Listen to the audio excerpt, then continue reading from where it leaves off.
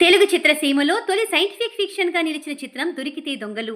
ఎన్టీఆర్ గారు, జమున గారు జంటగా రూపొందిన ఈ చిత్రం 60 ఏళ్ల క్రితం భలేగా అలరించింది.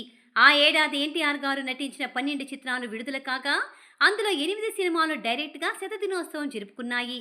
మిగిలిన 4 చిత్రాలు కూడా మంచి ఆదరణ పొందాయి. అందులో సైంటిఫిక్ ఫిక్షన్ గా రూపొందిన దొరికితే దొంగలు కూడా ఉంది. వైవిధ్యమైన కథాంశం వినిపిస్తే చాలు నటరత్న ఎన్టీఆర్ గారు మరో మాట లేకుండా సదరు ప్రాజెక్ట్ని ఓకే చెప్పేవారు. అప్పటిదాకా తెలుగులో వెలుగు చూడని సైంటిఫిక్ ఫిక్షన్తో రూపొందిన దొరికితే దొంగల చిత్రాన్ని అలాగే అంగీకరించారు ఎన్టీఆర్ గారు.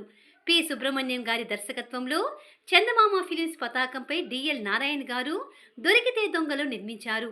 ఈ చిత్రం 1965 ఫిబ్రవరి 26న జనం ముందు నిలిచింది. కథ ఏమిటంటే, ఇద్దరు శాస్త్రవేత్తల్లో ఒకరేమో ప్రాచీన పద్ధతుల్లో ప్రయోగాలు చేస్తుంటే మరొకరు ఆధునిక మార్గాల్లో ఎక్స్పెరిమెంట్స్ నిర్వహిస్తూ ఉంటారు. వీరిద్దరి మధ్య కథ సాగుతున్నా దేశద్రోహుల్ని పట్టుకునే పనిలో ఉన్న సిఐడిలు ఓ ఆడ ఓ మగ ప్రధాన పాత్రలు పోషిస్తారు. మొదట్లో వారి మధ్య కీచులాటలు సాగినా చివరకు వారిద్దరూ ప్రేమించుకుంటారు. వారే దేశద్రోహులను పట్టుకోవడం జరుగుతుంది. ఆ జంటను ప్రభుత్వం సత్కరించడంతో కథ ముగుస్తుంది. అంతకుముందు మన దేశంలో మిస్టర్ ఎక్స్ ఇన్ బాంబే వంటి సైంటిఫిక్ ఫిక్షన్స్ వచ్చాయి. కిషోర్ కుమార్ హీరోగా వచ్చిన ఆ సినిమాలోనే ఆకాశంలో ఎగురుతూ సాగే ఓ డ్యూయెట్ ఉంటుంది. దాని స్ఫూర్తితోనే దొరికితే దొంగల్లోనూ ఓ యుగల గీతం తెరకెక్కింది.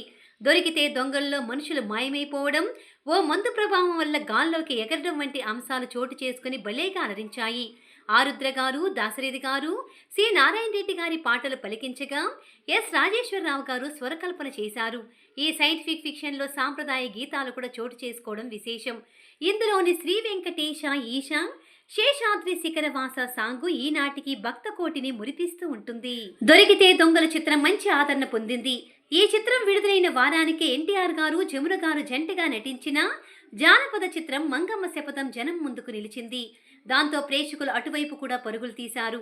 ఆ ఉరుకులు పరుగుల మధ్య దొరికితే దొంగలు నేరుగా 70 రోజుల దాకానే థియేటర్లలో సాగింది. నిర్మాత డిఎల్ గారికి మాత్రం మంచి లాభాల్ని చూపించింది ఈ చిత్రం. తరువాతి రోజుల్లో కృష్ణ గారు అఖండుడు, బాలకృష్ణ ఆదిత్య 369 వంటి సైంటిఫిక్ ఫిక్షన్స్ ని స్ఫూర్తిగా నిలిచింది.